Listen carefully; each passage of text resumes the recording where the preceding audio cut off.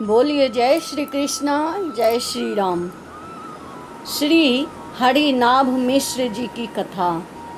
ये परम सुशील सदाचारी साधु, सेवी एवं सच्चे उपदेशक थे।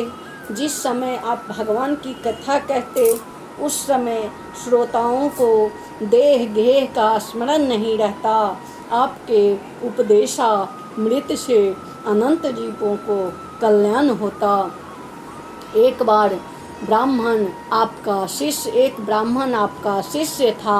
उसने आकर प्रार्थना की, भगवान मेरा एक पुत्र कुसंग में पड़ गया है। मेरे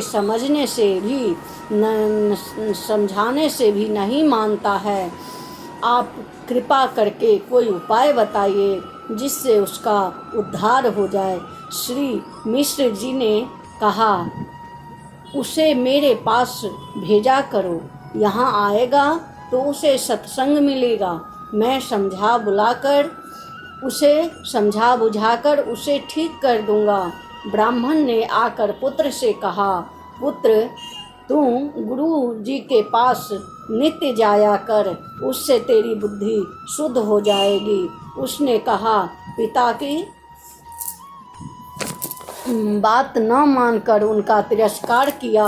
उसे सत्संग में जाने में चिढ़ थी। ब्राह्मण ने आकर सब समाचार गुरु जी को सुनाया। तब उन्होंने कहा कि तुम चिंता मत करो, अब मैं ही कोई न कोई उपाय करूँगा। संयोगवश एक दिन जब उस ब्राह्मण का पुत्र इनके आश्रम के समीप होकर निकला, तो इन्होंने थोड़ा सा जल उसके ऊपर डाल दिया। कृपा पूर्ण जल का स्पर्श पाते ही उसके पाप नष्ट हो गए, उसके विचार बदल गए, बुद्धि निर्मल हो गई। अतः नित्य सत्संग में आने लगी। धीरे धीरे मिश्र जी की रहस्यमयी कथा को सुनने की आदत पड़ गई।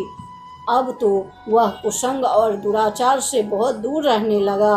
अब कथा सत्संग के बिना उसे रहा नहीं जाता था। वह विष्णु भगवान का अनन्य उपासक बन गया। बोलिए जय श्री कृष्णा, जय श्री राम।